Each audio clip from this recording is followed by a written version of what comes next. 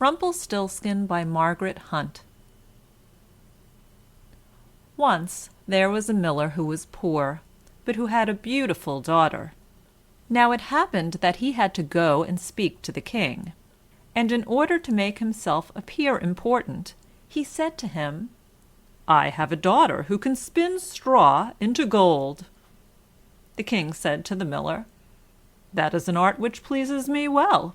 If your daughter is as clever as you say, bring her tomorrow to my palace, and I will try what she can do."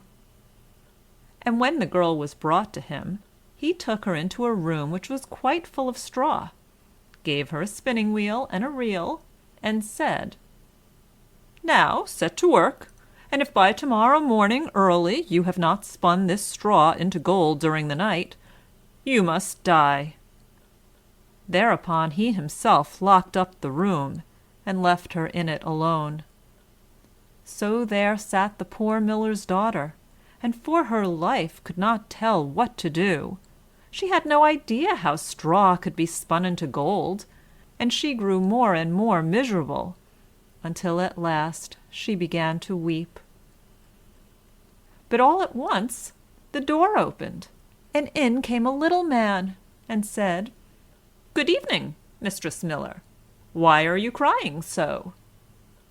"Alas," answered the girl, "I have to spin straw into gold, and I do not know how to do it." "What will you give me," said the manikin, "if I do it for you?" "My necklace," said the girl. The little man took the necklace, seated himself in front of the wheel, and whir, whir, whir, 3 turns, and the reel was full. Then he put on another, and whir, whir, whir, 3 times round, and the second was full too. And so it went on until the morning, when all the straw was spun, and all the reels were full of gold. By daybreak the king was already there, and when he saw the gold he was astonished and delighted. But his heart became only more greedy. He had the miller's daughter taken into another room full of straw, which was much larger, and commanded her to spin that also, in one night, if she valued her life. The girl knew not how to help herself, and was crying, when the door opened again, and the little man appeared, and said, "What will you give me if I spin that straw into gold for you?" "The ring on my finger," answered the girl. The little man took the ring, again began to turn the wheel, and by morning had spun all the straw into glittering gold. The king rejoiced beyond measure at the sight, but still he had not gold enough, and he had the miller's daughter taken into a still larger room full of straw, and said, "You must spin this too, in the course of this night, but if you succeed, you shall be my wife." Even if she be a miller's daughter, thought he, I could not find a richer wife in the whole world. When the girl was alone, the manikin came again for the 3rd time, and said, "What will you give me if I spin the straw for you this time also?" "I have nothing left that I could give," answered the girl. "Then promise me, if you should become queen, to give me your first child." "Who knows whether that will ever happen?" thought the miller's daughter, and not knowing how else to help herself in this strait, she promised the manikin what he wanted, and for that he once more spun the straw into gold. And when the king came in the morning, and found all as he had wished, he took her in marriage, and the pretty miller's daughter became a queen.